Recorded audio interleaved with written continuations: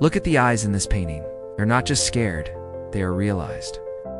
It is the face of a man who realized too late that he just destroyed the only thing he ever loved.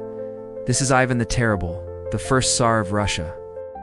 And the bleeding man in his arms, that is his son, Ivan Jr. The Tsar didn't lose his son in a war. He didn't lose him to a disease. He killed him with his own hands.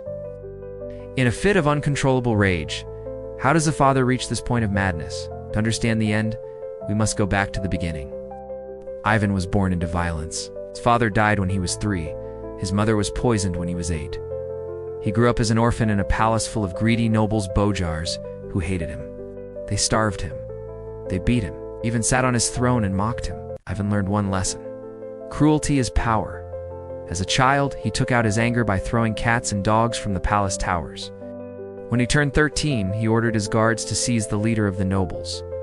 He had him thrown into a pack of starving hunting dogs. The boy watched as the dogs tore the man apart. From that day on, no one mocked Ivan ever again. Ivan became the first Tsar Caesar of Russia. He expanded the empire and built the beautiful St. Basil's Cathedral in Moscow. It was so beautiful that legend says Ivan asked the architects, "Can you build something this beautiful again?" When they said yes, Ivan ordered his guards to blind them. He gouged out their eyes so they could never build anything better for anyone else. He created a secret police called the Uturono. They dressed in black, rode black horses, and carried severed dog heads on their saddles. Their motto was to sniff out and bite the Tsar's enemies. They boiled people alive. They fried them in giant pans. Russia lived in total fear, but the tragedy happened inside his own home. On November 16, 1581, Ivan saw his son's pregnant wife walking through the palace. He thought her dress was too revealing. He started beating her. She screamed.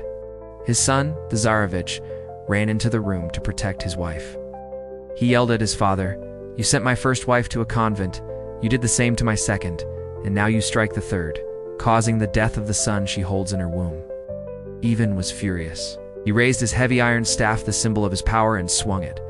He didn't mean to kill, but the metal tip hit his son right in the temple. The prince fell. Blood poured from his head.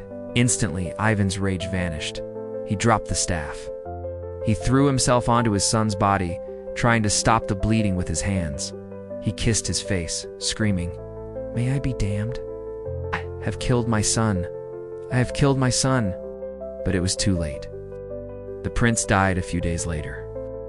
Ivan the Terrible died 3 years later while playing chess.